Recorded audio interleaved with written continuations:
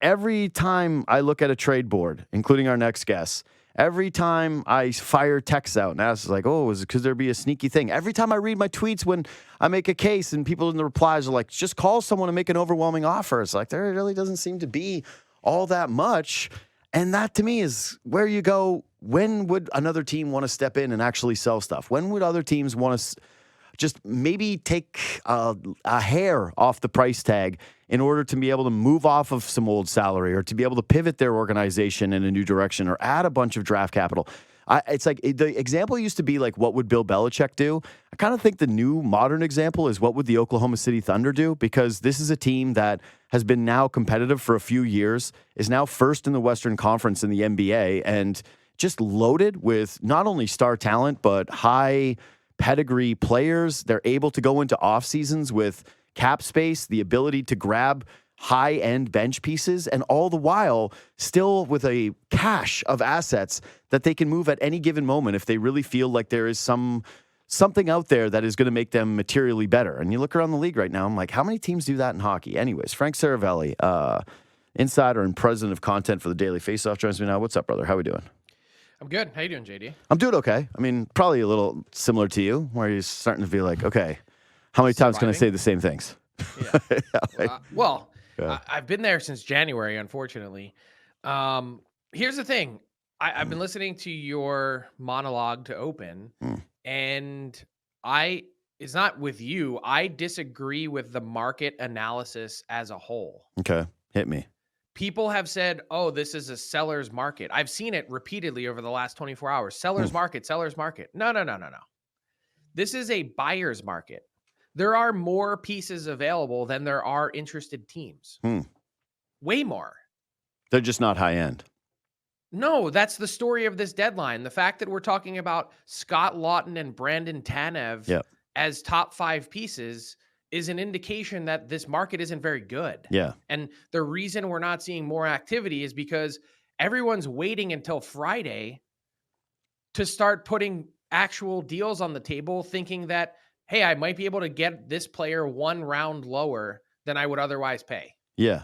But that to me, like, I don't want to parse here. Listen, I don't want us to get bogged down in another argument. I just look at that still as a seller's market if you have something of real consequence. Because, like, yeah. It's not real consequence. Yeah, that's what I'm saying. No, we agree, Frank, is that I'm looking around the league and I'm seeing these targets, and, like, outside of guys who are pending free agents, right? Like, even Brock Nelson, for God's sakes, has, like, been now talked up like this is the guy. I'm like, all right, he's fine. You know, like, I like Brock Nelson as much as anybody. I don't think that like, if you're acquiring Brock Nelson, I don't think your fan base is like, where can I get a sweater? You know, like, where, how like, quick can I start ordering my Stanley Cup final tickets? Yeah, now? Exactly. Right. Like, this isn't the ultimate needle mover here. This is just like, okay, it's a fine piece that you would hope that I think in most deadlines would kind of end up being like 6 or 7 on a trade board. I don't know, somewhere in that range. And right now, like you said, like, I was looking at your trade board yesterday.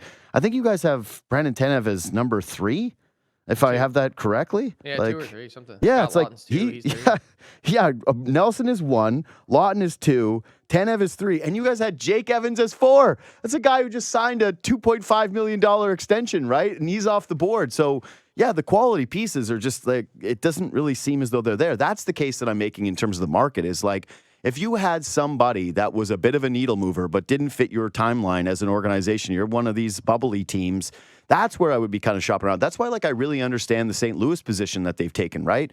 Which is, hey, give us a call. Call us on anybody, but the prices are going to be extremely high. And you kind of wonder if a team like Florida, a team like Tampa, a team like Toronto, one of these desperate teams that's trying to not only accomplish Stanley Cup goals, but win the Atlantic Division to avoid facing one of their other contemporaries, would get a little bit desperate, would start to punt on the future and think, like, you know what, our window is right now. I guess all I'm saying is I would think if I was a management group, that if I had a piece that was in that sort of Brayden Schenn-ish category, I would as a fan want them to do that exact same thing. Right, and totally understand what you're saying. I think I look at that same situation, though, and go, Doug Armstrong, you're severely overplaying your hand. You're not agree. engaging in any reasonable conversation because Brayden Schenn turns 34 Yep. and has 3 years left on his deal. Yep. And you want And multiple his from the game has been Leafs on with no decline, retention. and you want multiple first-round Yep. picks or equivalents, plus then additional to retain money. Okay, can we dig in on this for a second? Because this is really something I agree with. Do you think that price is going to come down? Because No. because this is strange to me because, yes, you're right. Doug Armstrong is one of the best general managers in all of hockey. And I'm genuinely not doing this as just like a Toronto guy, blah, blah, blah. I know people are going to basically read into that. Is he, though?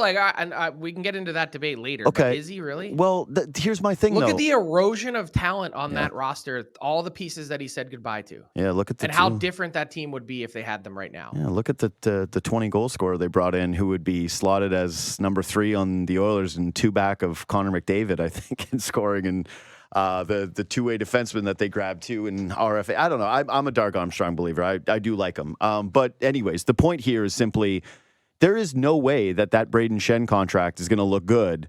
Even an extra year from now has like real potential for decline. I'm a Brayden Schenn believer. I'm like a huge fan of his game. Yeah. I think that he's a massive upgrade for the Maple Leafs. I think he's a massive upgrade for so many of these center starved teams. Like Jersey's in the mix now for a center, right? I think they were before this, but now especially so. Like Colorado's in the mix for a center. You think that the Panthers would want to add a player like him. Tampa would want to add a player like him. There's all these teams that are starved for this guy.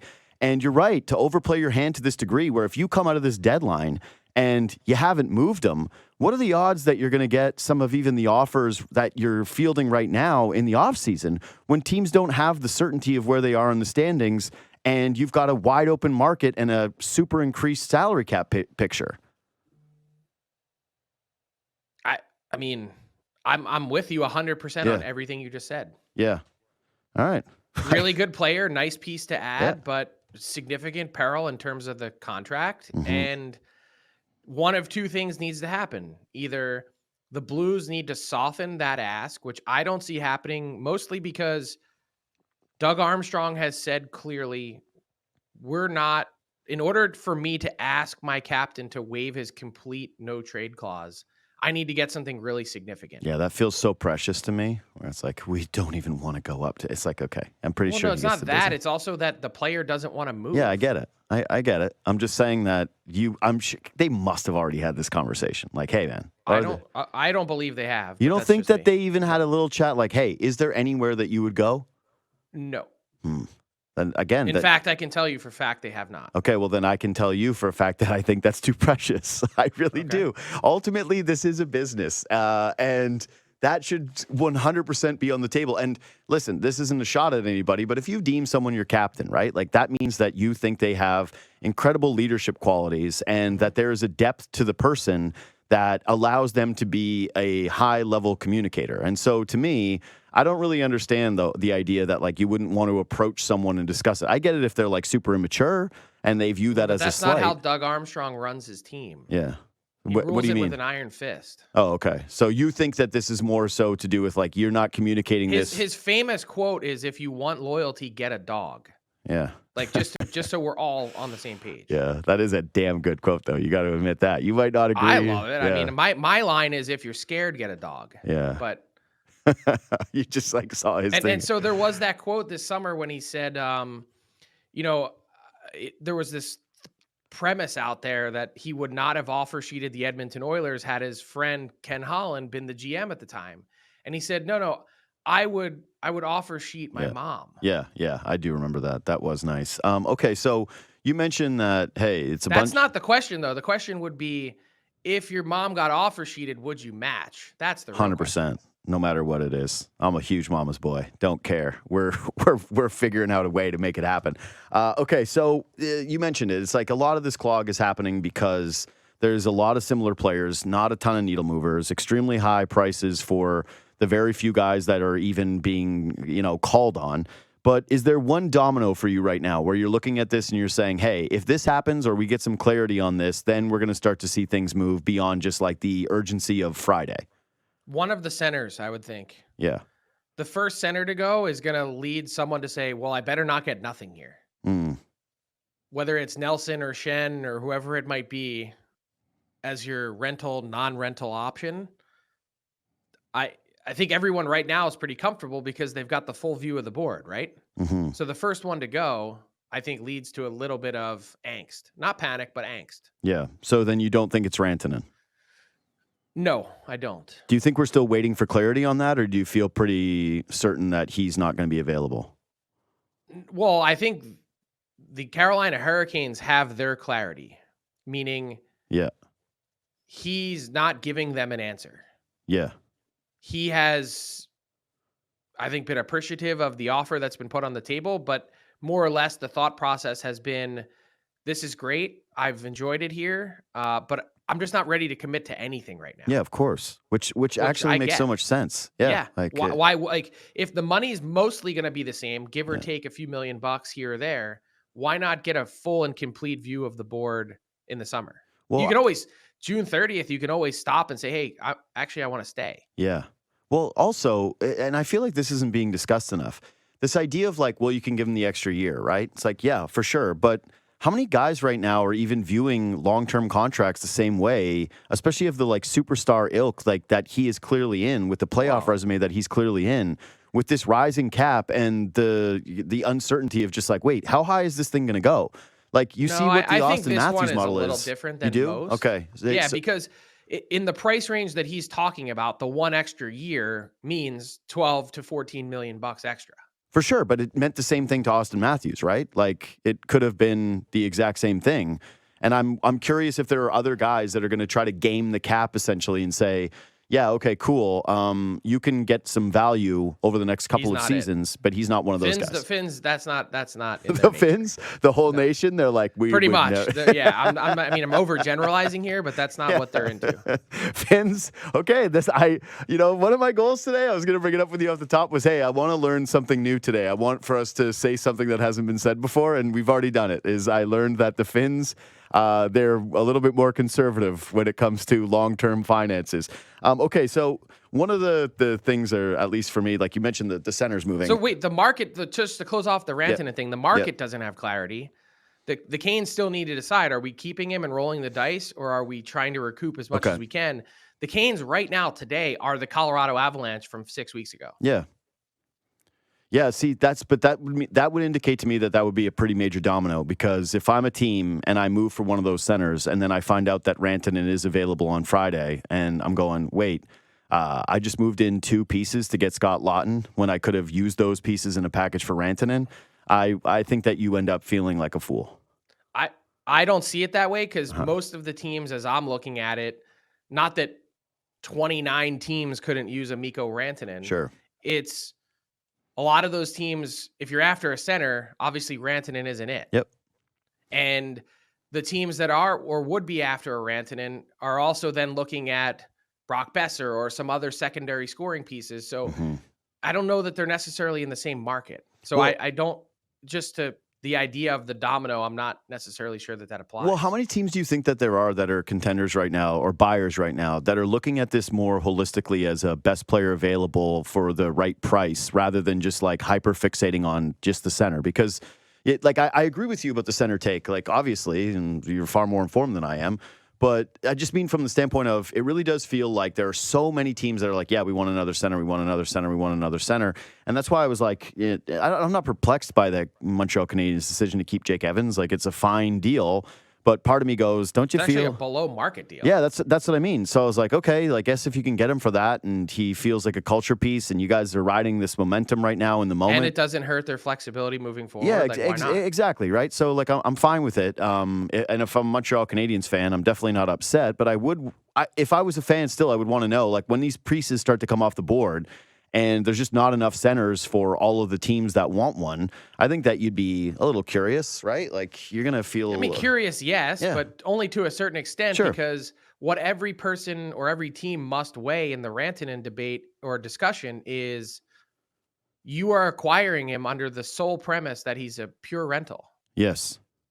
Not like you're not going into it with any hope that, hey, we're going to maybe re-sign this guy. You're thinking of it exactly like the Hurricanes are at this moment in time. Yeah. Are we good giving up this much for this player that 4 months from now is likely wearing another team's jersey? Do you think there was like a disconnect, by the way? Like, when the Hurricanes first got him? Zero. No. I just mean like when the Hurricanes first got him, there wasn't more confidence that they were going to be able to get this thing done. Like they didn't have a feel for what Colorado offered and thinking like, okay, No, well, they had a feel. In fact, I reported this the other day. They had permission to talk to Rantanen before making the deal. And were completely like, they knew this would be a roll of the dice. Yeah.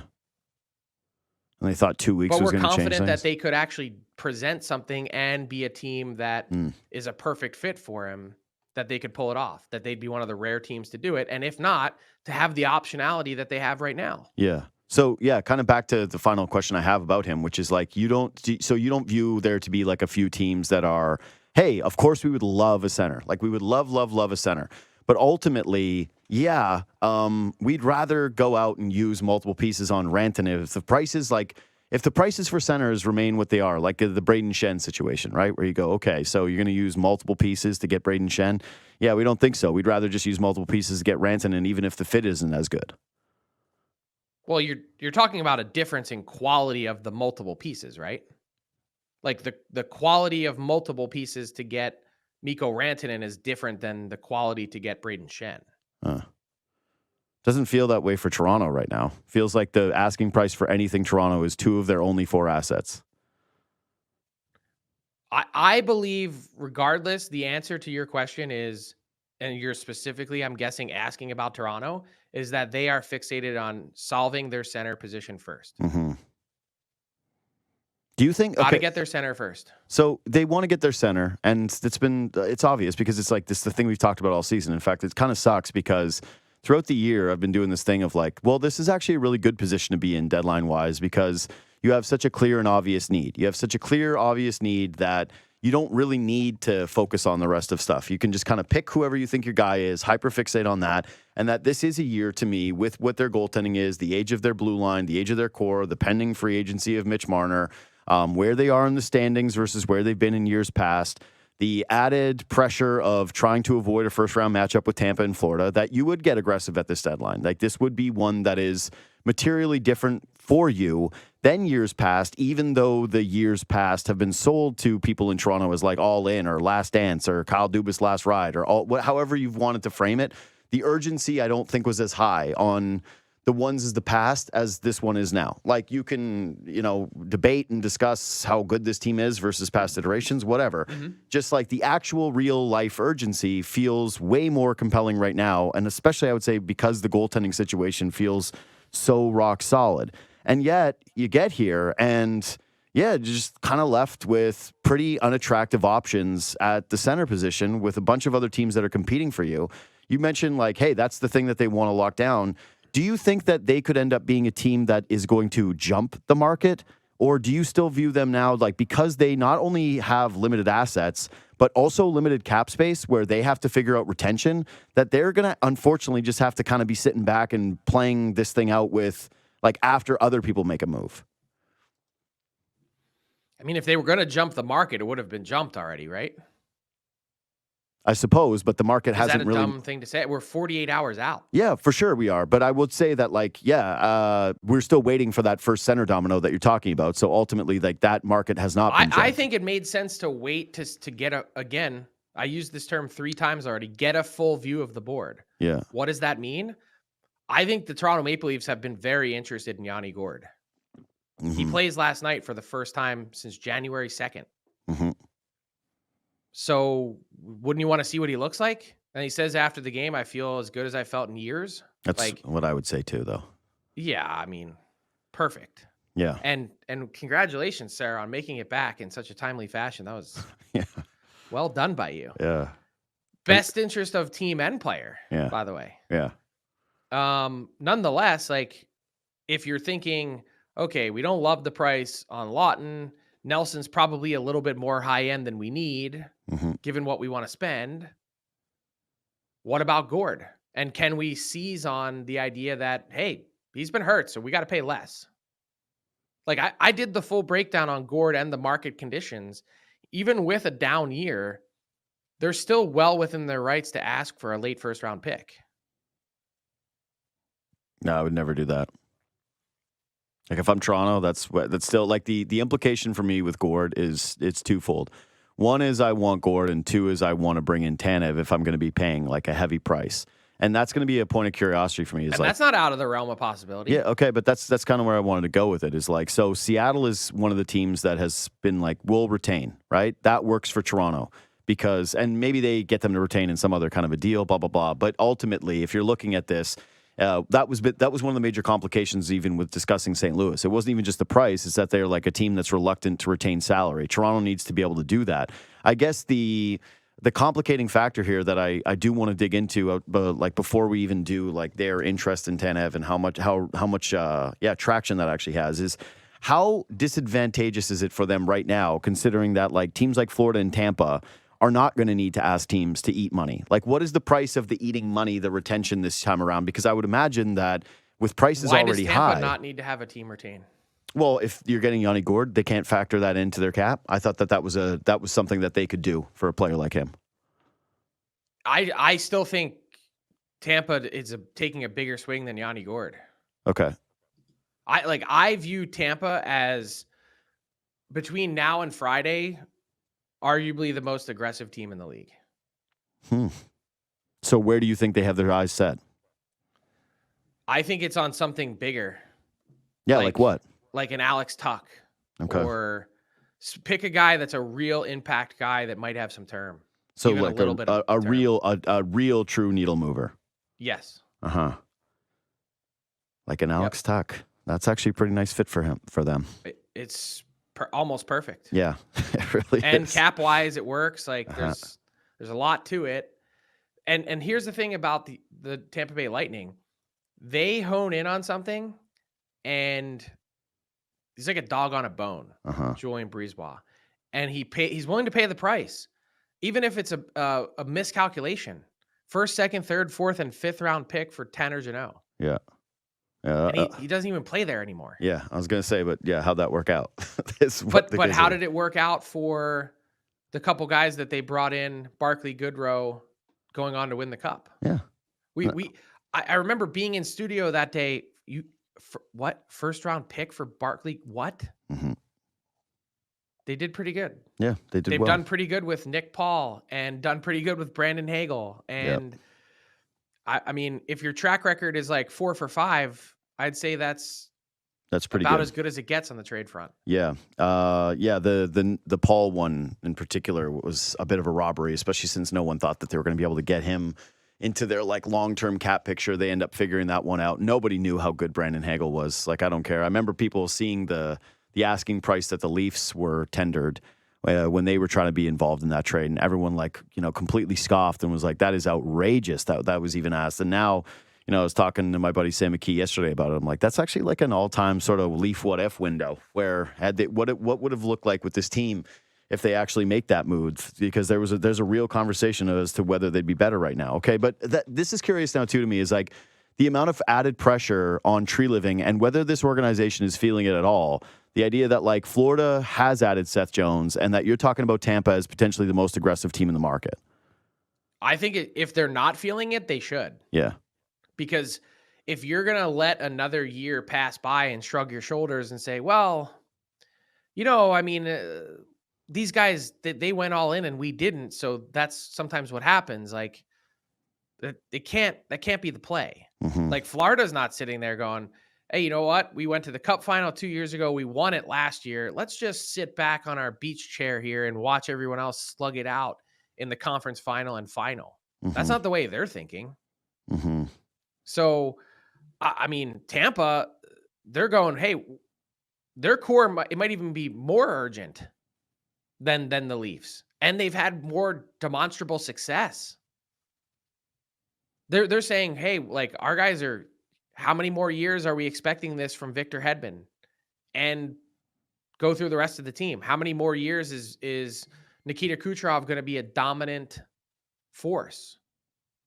All important questions to ask. So let's act potentially now. Yeah. This is why, though, I think, again, it's difficult. There's, you're talking about them trying to take an even bigger swing than Yanni Gourde, and then the Leafs are looking at it being like, okay, well, we're trying to get Yanni Gourde. The implication has to be like, you're making multiple moves then. And so, like, let's start to move into some of the prices. think the Leafs would make multiple moves. Yeah. I think it would be, You mentioned Gourde and Tanev. Yep. So here's how I view the pecking order for the Leafs is get the center first, and it might be in the same deal, but center first, then winger, then depth defenseman. You view winger ahead of defenseman for this team.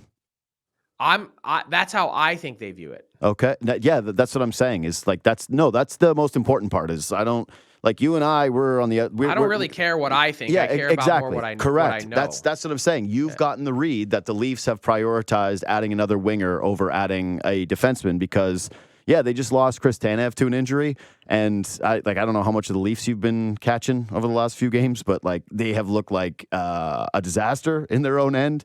They just got outplayed by the San Jose Sharks. They had a game against Pittsburgh where they gave up 1 billion goals. And part of this is like, yeah, their D-zone coverages have been a bit of a nightmare. And when you remove that piece from their roster, yeah, the board gets real weird. Like the team, the way that they construct this roster gets very strange very quickly, way too many lefty guys. I think that there's been mostly people like observers of this team have thought, hey, maybe even a right shot D is more important than a center. I could understand the argument. I'm just, again, that's just not how I think they perceive it. No, yeah, that's what I'm trying to dig in on, which is I kind of find very interesting. That's the intel that I've gathered. Yeah, okay, so winger too. I guess then that brings me to, if they were trying to shop and do that one deal in the same place, and again, it just is feeling more realistic to me that this does end up being a Yanni Gourde trade. Like, you've mentioned it for a while. I think that you had a trade board from, I don't think, how many have you done now? What iteration are you on? Oh my God, a million. Okay, like. so These but are I all feel 6,000 word bombs. Yeah, I was so going to say one of the earliest iterations of the board that I can remember. You had bingo, I think, beside Yanni Gourde's name with the Leafs and their fits and their asks and all the different stuff, and it really does feel it as just though goes back to the comments Brad Treliving made. However, maybe it might even be his last public comments. However many weeks or months ago it was, which were. We want someone that is equally, basically, I'm paraphrasing, equally effective in both ends of the ice. Okay, so if you're asking for Gourde and Tanev, what is the return price on those players, especially since, yes, that does require retention for Toronto? It's probably something like a first, second, and fourth. I think you can make that work. Because this is the second part of it is, do you think Toronto makes a move or is interested in a move that's at this deadline that requires them to take 2 of the 4 pieces they have in the same deal? Like, essentially. So you're including as the other pieces would be Minton, Cowan, and Danford. Yes. Yeah. Those are the only things that this organization really has. Like, they had a bit of a thing from Grubankin this year, and there's, I guess, some interest in him. But if you're Seattle, like, aren't you just taking Robertson though? Well, that's one of the things that I think kind of has to go. That replaces your fourth round pick. Money wise, it might have to work. Yeah, for sure. But I'm saying, like, what is the value of Nick Robertson and how many pieces off this roster have to move? But it's like I've been told that Nick Robertson is essentially worth a 4th round pick. Yeah, something like that, 3rd, 4th. Yeah, yeah, for sure. Okay, so that's what I'm saying is if you're getting that deal done, you're saying, all right, you're giving us Gourde, you're giving us Tanev. You get the 2026 first. You get some pick that is a little bit, that's a little bit sooner, something from this year, and you're getting Nick Robertson, and we're shaking hands and we're moving away. Something like that. Yeah, all right. I think that's more palatable. But yeah, that's the second. I think it is, like, and that's the thing. In the end, the other part of this is we just had this conversation about Florida and Tampa, right?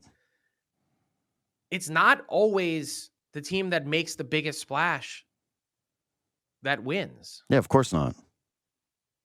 Most of the time, it's not. 90% of the time, it's not. Yeah, I don't think anybody would be making that case. So do you get caught up in, hey, well, they did this and this team did that, so therefore we must do this? A little bit. I think that you are looking at this as you... Isn't that more what fans get caught up in? No, I think that, yes, to a degree. Of course, fans get caught up in that. That's how the sport gathers interest. Like, that's why this thing has been sold the way that it's been sold for, going on 20 plus years.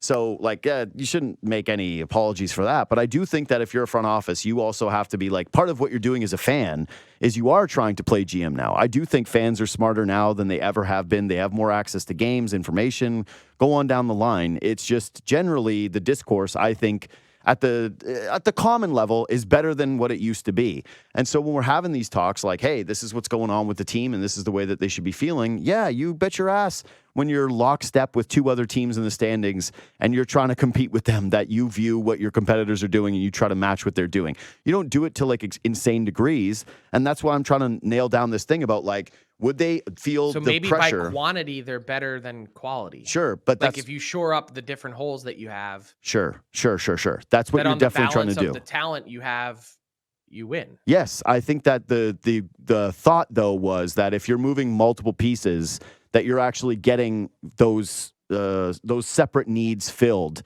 in a way that like actually makes you feel like you're in a pretty good spot. And that brings me to the other thing is like, what is your read today on their interest in Laughton? And if they are doing a Laughton trade, is it similar to what we're talking about with Gourde and Tanev, where they're also trying to do Ristolainen? I'm the wrong person to ask about Laughton because I apparently view the market way differently. Which is so what? The intel I have is, and I was told this 2 weeks ago, the first team to put a first-round pick on the table gets Scott Laughton. Then I see reporting yesterday saying the Flyers are sifting through multiple first-round picks. These two things cannot be true. And I believe the Flyers have told Scott Laughton to expect a trade. And at the same time, they're a team on the outer edges of the playoff race. And I believe in their front office, they've taken a step back and looked at this and said, well, if we're only getting this, we might as well just keep him. So that is totally counter to what everyone else is saying. So either I'm an absolute moron and I don't have the connects, or someone else is just getting everyone caught in the spin cycle. What about the defenseman? So the Ristolainen part of it is, my understanding is that to this point in time, not a single team in the National Hockey League has presented any sort of authentic interest in Rasmus Ristolainen. Not one. And he's more or less off the market at this point because not one has said anything. Okay, well, so is it possible that the Leafs go, yeah, okay, we'll pay a price for Scott Laughton, but we also want Ristolainen? Sure, I guess, but then tell me how they're making the cap work. Yeah. So then if that's the case, then the right-hand shot defenseman market even gets smaller, right? Like there's not a ton of guys out there that I think, again, fit for this team. So I'm going to use what little time I have left with just this simply, which is, so it's like Montreal makes that move. Do you think that they're doing less in terms of the idea of moving Savard? Savard they'll give to anyone that breathes on that. Anybody that breathes on that is getting Savard, because I actually think that he would be a pretty quality fit with Toronto. He's a third-round pick. Yeah, okay, but I actually think that that's kind of the type of move that Toronto's doing. And then the next guy that I'm really curious about. But that might be, think about the order of priority that we just talked about. If you are going center, winger, D, and you go first, second, fourth, okay, that leaves you potentially a third to go with. I mean, I'll call him a warm body at this point. Sure. I'll tell you this, though, is like if the price is a third-round pick, that's one where you can actually you can just figure that out. Like you even with your limited assets that Toronto has, that's something that I'm sure that you can get done or outmatch for another team if like you can't cobble together that exact pick. What about Connor Murphy? 11% of third-round picks make it to the NHL. Yeah, that's what I'm saying. Like you're shipping that. But I don't think Savard's a difference maker. Yeah, that's just me. Some guys though, again, you think about it where he's on name value only at this point. For sure, buddy. But you would also be saying that Luke Schenn's not a different maker 2 years ago, and then he goes to Toronto and he was one of their most important pieces in the playoffs. It's like, for Toronto, a team that already is like trying to block a lot of shots, clear the net, what they view in terms of guys they like, the type of profiles of players, Savard definitely fits. Exactly. He fits that mold of like a Toronto fit guy. And one of the things that they've been trying to figure out all season is, hey, the right piece to put next to Morgan Rielly to get him to finally start looking like himself again, even though the conversation might be like, actually some of the stuff with him is a little different this year than it was in years prior, but whatever. You got to hope for that miracle worker. So that's part of the fit. But yeah, the other guy to me is Connor Murphy. And what are you hearing on him? Well, the Hawks are out of salary retention spots left, which made the Connor Murphy conversation most interesting. Can you go get him at 4 point whatever million? Sure. Could you use a third party to still chop it? Yeah, I guess. But that team is going to have to, it's going to be an extra big price to do it because they're going to have to keep it on their books for a few years. So I think the true sexy nature of that deal was wiped away with the Seth Jones trade. All right, last one. I have been against the idea of even really talking about this because I've thought it was like so unrealistic, especially for Toronto, given the way things shook out in the first place for this player. I think part of it is that I was also just like bitter. I'm like, you know, if you don't want to be here, fine. Go be happy on a team that doesn't score any goals and stinks and looks like they made a handful of mistakes. What is your understanding today about how available Ryan O'Reilly would be in a trade? Like whether Nashville is actually taking calls and what he looks like in this trade deadline picture? So is Nashville taking calls? Yes. Sure. They on everyone. Like there really aren't any immovable pieces there. I don't see him as a fit in Toronto for a million reasons. Mm-hmm. The first of which everyone seems to have casually forgotten now, is he made a very clear point to say, I do not want to be a Toronto Maple Leaf. I don't think we've forgotten it. I think I don't think this market forgets that, Frank. Let me just tell you this. Yeah. I've seen plenty of lists where people have put Ryan O'Reilly number 1 or number 2, saying he's the ideal fit. Yeah, because he already told you he doesn't want to go here. Yeah, from a standpoint, though, from like a player standpoint, he's a great fit. Where it's like he's $4.5 million, depth center, can play Mikko up to Rantanen. 2. Like, stop. Yeah. All right. Stop. So you don't think that, there's any way that ends up happening? Because, like, again, plus the term. Yeah. Well, things change, though, too, right? Where it's like maybe you feel he didn't want to go there. It's not like he's got to just make it through 8 weeks. Yeah. It's what do you do next? Yeah. If he wanted to sign there, he would have signed there. Yeah. Yes, he would have. And then they've made it clear to him and to the rest of the team, we know you don't have actual no trade protection, but we're not going to send you someplace you don't want to go. Yeah. I'd be like, hey, they offered the most. See you later, buddy. They offered the most. Enjoy it. That brings us right back to, if you want loyalty, get a dog. Yeah, that's exactly right. And I just look at it from his standpoint. I'm just thinking, all right. What a bow. Ultimately, maybe some things change. It's a different coaching staff here. Maybe he feels more kinship with Berube. Maybe when he does look at the city, he's like, damn, I get to be welcomed as a returning hero and get to shore up that narrative. I don't know. Like, again, I know I'm different basically year to year. Yeah, I'm reaching because that's what you have to do. That's what you have to do right now with what this market is. Not if you're rooted in reality, but, you don't. Yeah. When you say everyone's on the table there, though, does that include Roman Josi? Yeah, of course. Huh. I mean, he's got his protection, and look, if you're getting something of value, I think you have to consider Nashville is so hamstrung with their contracts moving forward. Yeah. You've got to find value.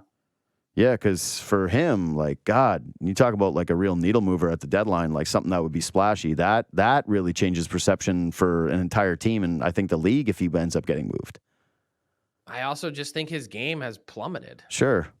Yeah, this is the same thing for me too, though, with the Seth Jones thing, and I know he's older. Yep, get him out of there and see what the shot in the arm of playing on a good team does. Yes, and it seems like, again, you would know better than I would, but it seems like that situation has become like crazy depressing. Like when you've got Luke Schenn coming out to the media talking about how he's never been on a team that can't score like this. Like that's that's kind of generally how I feel waking up in Nashville most times. I thought players love Nashville. It was the new hotspot destination. It was like Vegas Junior, and now it's just a complete disaster. Hey, buddy, I appreciate you making time. I know it's a super busy time of the year. I can't wait to see what ends up shaking out here. But God, I hope it's a little sexier than some of the stuff that we were talking about today. Thanks for doing it, bud. See you, bud.